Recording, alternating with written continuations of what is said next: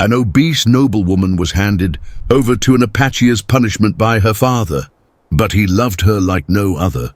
The story begins in the sun-cracked heart of old Mexico, where shadows cling to adobe walls and the wind carries whispers of judgment and betrayal. Her name was Maria, a plump young noblewoman with a soft heart, hidden behind a body her father despised. He was a proud hacendado, a man whose honor was measured in cattle and coin, and whose love for his daughter had long been choked by shame.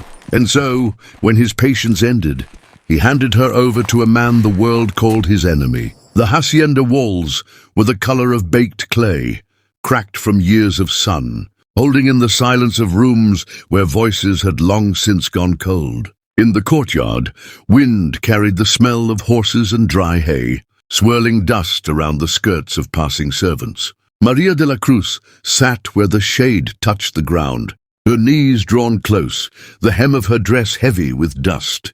She had learned early in life to keep herself in the quiet corners, to take up as little space as possible in a house where her father's gaze lingered on her like a judge assessing a debt.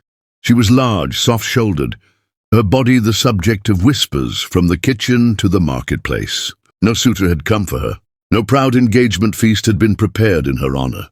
Her father's disapproval was not loud. It was worse. It was constant, woven into the absence of kindness. If she spoke at dinner, he did not answer. If she walked into a room, he found something on the far wall to look at. Once, when she was 15, she had worn her mother's silver combs in her hair, hoping he might notice. He had, but only to say, "Your mother was delicate. Those belonged to her." That night she had removed them carefully, folding them back into the small box and tucking it deep into her trunk. Maria's mother had died when she was 8. The memory was a tangle of candlelight and murmured prayers, of a soft hand brushing her cheek while fever raged in the small room. In the years after, she had tried to remember her mother's voice, but it came to her only as a melody without words. Now she lived in a house where the only music was the occasional sound of men, drinking in the courtyard, talking about land and cattle and border disputes. She often dreamed of escape, but in those dreams she had nowhere to go. The desert beyond the hacienda stretched like a sea without water, and she had never been farther than the church in the village. The horizon seemed less like freedom and more like a wall too far away to climb. That day, she heard her father's voice from the far end of the courtyard. It was low, tense, speaking to someone she could not see. She leaned closer to the window. The man her father spoke to was tall, broad in the shoulders, his hair braided and bound with leather. His skin was darkened by sun. His clothes of a cut María had never seen in her own people. The stranger's eyes did not wander. They were fixed on her father. Something in them made her stomach tighten. Not fear, but a quiet knowing she could not name. The two men spoke for a long while. Coins changed hands, and in that moment, though she could not yet hear the full weight of the words, Maria understood one thing. Something in her life was about to end, and something else was about to begin. Her father looked at her only once that night, and it was not with the gaze of a man seeing his daughter. It was the look of a man parting with a possession. The moon hung low over the mesquite trees, a pale coin slipping between thin clouds. The courtyard was empty but for the two men, her father standing rigid near the well, and the Apache leaning against the post of the wooden gate. The air was still enough to hear the slow creak of leather from the man's saddle and the faint rattle of spurs. Maria stood behind the half-open shutters of her upstairs room. The shadows stretched long below her, pooling where the torchlight didn't reach. She didn't know the Apache's name, only the language of his presence, still heavy, unmoving. He spoke in a tongue she could not follow, low and deliberate. Her father replied in a Spanish stripped of pleasantries, each word shaped like the edge of a knife. At first she thought it was about cattle or land or some feud along the river. Then her father gestured toward the house, toward her window. She froze. The Apache's eyes followed the motion, but stopped short of meeting hers, as though he already knew she was there. Her father's voice lowered. There was an exchange of something metallic, coins. Perhaps, though she could not tell in the dim light. The Apache gave no sign of greed or victory. He simply nodded once, slow as a man agreeing to a truth he already knew. It was a strange moment. There was no celebration, no handshake to seal the deal, no words of farewell, just a silence that seemed to stretch far beyond the walls of the hacienda. When her father came inside, she stepped back from the shutters. Her breath held tight in her chest. He did not look up the staircase. He walked to his study, closed the door, and lit no candle. Maria did not sleep that night. She sat on her bed, listening to the sounds of the hacienda, a mule shifting in the stable, the wind tapping the shutters, the faint hum of someone humming in the kitchen below. She thought of the stranger's face, the way his expression never changed, the way he neither smiled nor scowled. By the time the sun rose, the truth was no longer hidden. She was being sent away. Her father gave no explanation. He simply told her to pack what she could carry and be ready by dawn the next day. There were no farewells from the servants, no tears from her father, only the dust of early morning settling on the courtyard stones, and the sound of the Apache's horse approaching again. The journey began before the first heat rose from the ground. Maria sat on a mule, the reins rough and dry in her hands. The Apache rode ahead on a chestnut horse, his posture straight, his gaze fixed on the horizon. For hours, the only sounds were the crunch of hooves on gravel and the whisper of wind across the plain. The land was a pale expanse, broken by thorn brush and the occasional twisted tree. She had imagined this desert as a place of nothing, but it was alive in its own way. The hiss of sand through dry grass, the circling of a hawk overhead, the faint movement of lizards vanishing into shadow. They spoke little. At midday, the Apache dismounted, offering her a canteen without a word. She drank slowly, surprised at the clean, cool taste of the water. He handed her a strip of dried meat, its salt sharp against her tongue. When the sun fell, the air cooled quickly. They stopped near a low ridge where stone outcroppings gave shelter from the wind. The Apache gathered dry brush, striking flint until a small flame caught. Maria sat near the fire, her hands open to the warmth, watching the sparks drift upward into the deepening blue of the sky. He said nothing of where they were going, nor why she had been taken from her father's home. She didn't ask. The silence between them was not the silence of hatred or dismissal. It was a quiet that seemed to say, there was nothing yet worth saying. That night, lying beneath the heavy blanket he had handed her, she stared up at the stars. They looked sharper out here, untouched by smoke or the walls of a hacienda. Somewhere far off, a coyote howled. She realized she was not afraid, not yet, and that frightened her more than any threat could have. By the third day, the desert gave way to the slow rise of hills, their slopes dotted with cedar and juniper. The air grew cooler, the wind scented with wood smoke. Maria's mule followed the Apache's horse up, a narrow path that wound between boulders until the trail opened suddenly into a clearing. The village lay ahead, a cluster of brush shelters and hide tents, their frames built from bent poles. Smoke curled from small fires, the scent of roasting meat lingering on the air. People stopped their work to watch as the two riders entered. Every gaze turned toward her. Women straightened from grinding corn, their hands still dusted with meal. Children peered from behind their mothers' skirts, their eyes wide and unblinking. Old men with faces creased like sun-baked leather stood silently, leaning on carved staffs. She slid down from the mule awkwardly, her legs stiff from the long ride. The Apache spoke a few words to an elder near the fire, short, clipped syllables she could not follow. No one smiled, no one mocked. They simply looked, as if weighing the truth of her presence. The elder gave a single nod, then gestured toward a spot near the Apache's own shelter. It was nothing more than a frame of poles covered with woven mats, but the ground there was swept clean, and a folded blanket lay inside. The Apache took her small bundle of belongings and set them down beside the blanket. "Rest," he said, the first Spanish word she had heard from him. His voice was deep, quiet, like a river moving beneath stone. As night fell, the village gathered around the fires. The women prepared food, thick stews of beans and meat, flatbread baked over the coals. The smell was rich, making her stomach ache with hunger. She sat apart, unsure if she was welcome. Then a young boy approached, holding out a piece of bread. She hesitated, glancing toward the Apache. He gave no sign of disapproval. When she bit into it, the taste was plain but warm, and something in her chest loosened. For the first time since leaving the hacienda, she felt the smallest thread of safety. Still, as the firelight flickered over the faces around her, she felt the weight of their eyes. They were not cruel eyes, but they carried questions she could not yet answer. The days settled into a rhythm.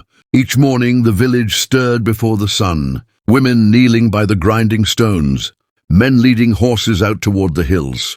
She rose with them, unsure where she fit in. One morning she walked to where the women worked, her shadow stretching long in the pale light. They glanced at her but did not speak. She knelt beside a woman whose braids were streaked with gray and reached for a kernel of corn. The stone was cool beneath her hands. She began to grind awkwardly, the motion foreign to her arms. At first the woman watched without expression. Then, seeing her struggle, she reached over, adjusted Maria's hands, and nodded for her to try again. The rhythm came slowly. Press, drag, lift. Her shoulders burned, her palms reddened. But she stayed until the last of the kernels was ground to meal. That evening she used the flour to bake her first bread over the fire. It was uneven, its edges blackened, but the smell drew the Apache near. She held it out to him without knowing why. He took it, broke a piece, and ate. He did not smile, but his eyes softened in a way she had not seen before. "Good," he said simply. That night, she wrapped herself in her blanket and listened to the wind move through the shelters. She thought of the bread, of his single word. In the hacienda, no one had ever told her she had done something well. Here, in a place where she was still a stranger, a single word had felt like a feast. Though the village accepted her presence, there were still moments when she felt the wall between them.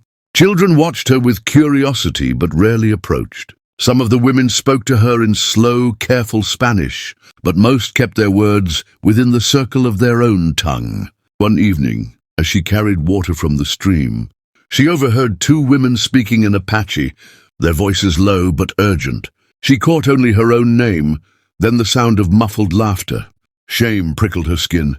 She quickened her step, not looking back. That night she dreamed of her father's house. The long table, the cool stone floors, the echo of his footsteps in the corridor.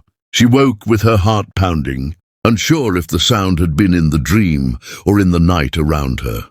The Apache sat by the fire, sharpening a knife. In the firelight, his face was a map of shadows and flame. She hesitated, then asked, "Why did you take me?" He paused, his hand still on the whetstone. "I did not take you," he said. "He gave you." The words struck her harder than she expected. She wanted to ask why he had agreed, but his eyes told her there was more to the story than could be told in one night. The fire crackled between them. He returned to his work, and she sat in silence, feeling the past pressing close, not just hers, but his as well. The first signs of spring came not in flowers, but in water. Snowmelt from far-off mountains had swelled the river that ran beyond the hills. Its surface was restless, a sheet of silver trembling in the wind. The Apache led Maria there one morning, carrying a woven basket slung over his shoulder. She followed him to the water's edge, where smooth stones gleamed beneath the current. He knelt, filling the basket with the day's catch from a woven trap set the night. Before, trout with scales that flashed in the light. She crouched beside him, her skirt brushing the wet stones. And for the first time, she noticed the small scar at the base of his jaw, pale against his skin. She wanted to ask its story, but something in his stillness told her that some scars were not for sharing. When the basket was full, they sat together on the bank. He handed her a fish and showed her how to gut and clean it with a small flint knife. The work was messy, the smell sharp, but his patience never faltered. Once when her grip slipped, he took her hands in his and adjusted her fingers gently. The touch was brief, practical, yet it lingered with her the rest of the day.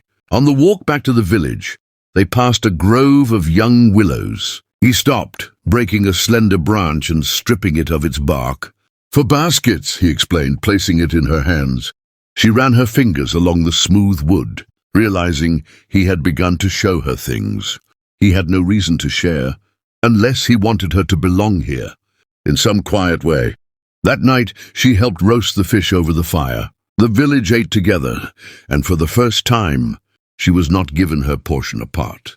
She sat among the others, the warmth of their bodies close in the cool night air. When she glanced at him across the circle, he met her eyes briefly before looking back to the fire. There was a river between them still, not of water, but of unspoken truths. Yet for the first time, she thought that perhaps it could be crossed. The night was deep and still when she woke to the sound of distant hoofbeats. At first, she thought it was a dream, but then she heard the faint jingle of metal, the low murmur of voices speaking in Spanish. She sat up, her blanket falling to her lap. The Apache was already on his feet, moving with silent precision, a bow in his hand. His eyes met hers for a fraction of a second, enough to tell her to stay inside. But she couldn't. She followed him as far as the edge of the shadows, peering into the darkness beyond the village.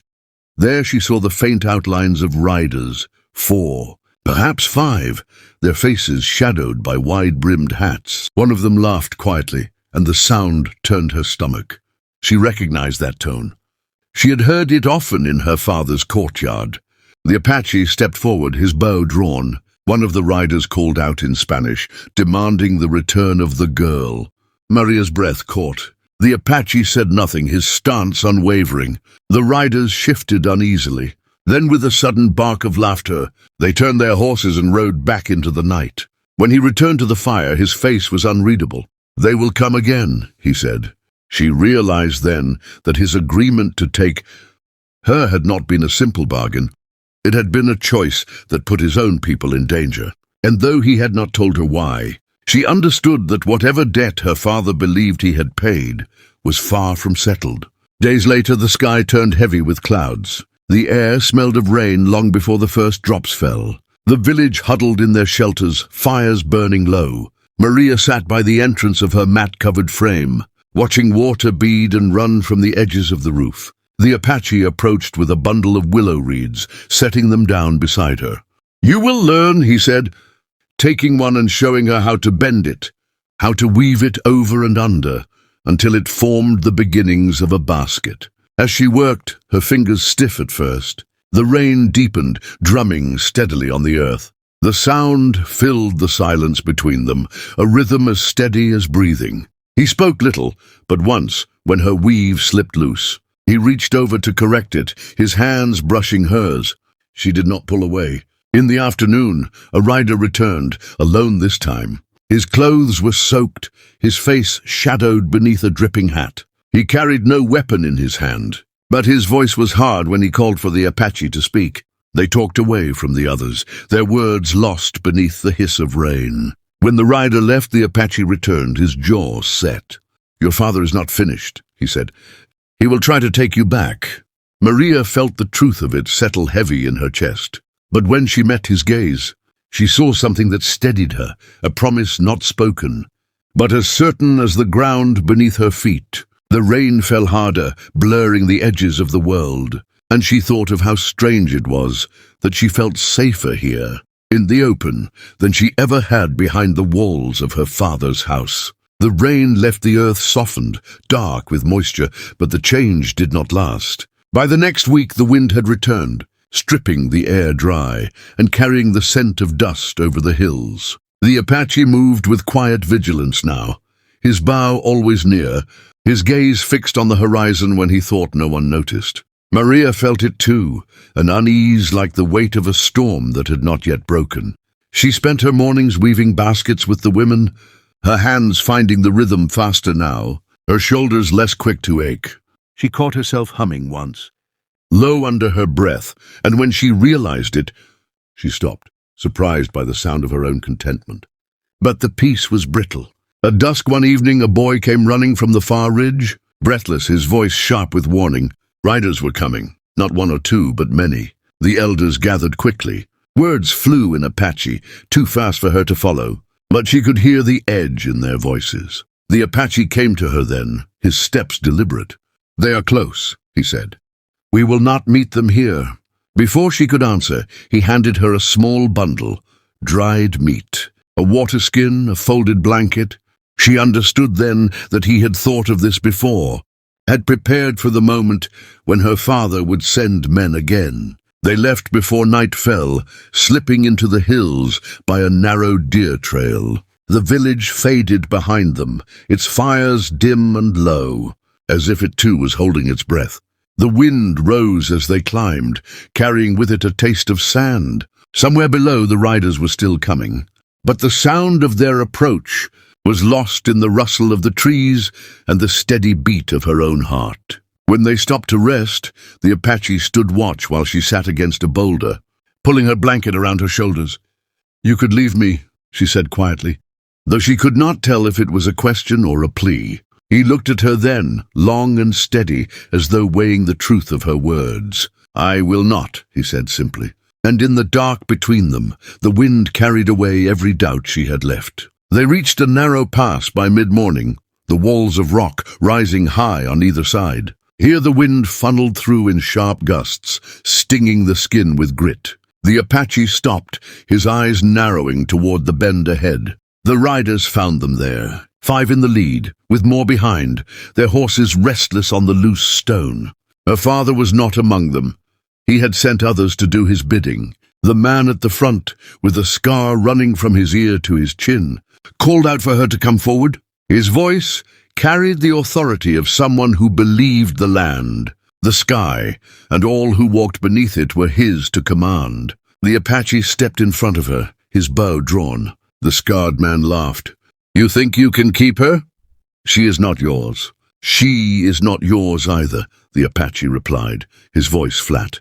The exchange was brief. A shouted order, the scrape of boots against rock, the sudden rush of movement. Arrows flew, sharp against the white light of the sun. Maria pressed herself against the stone, her heart pounding, the air thick with the smell of dust and sweat and blood. When it was over, 2 of the riders lay on the ground, their horses fleeing up the pass. The rest turned back, retreating with curses thrown to the wind. The Apache stood breathing hard, his bow still in hand.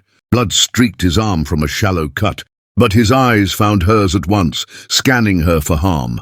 She shook her head, unable to speak. Without a word, he took her hand and led her on. They did not return to the village that day. Instead, they made camp in the shadow of a great stone, the silence between them broken only by the crackle of the small fire. When she finally found her voice, she asked, "Why? Why do you fight for me?" He stared into the flames for a long moment. "Because no one else did," he said. They returned to the village 3 days later.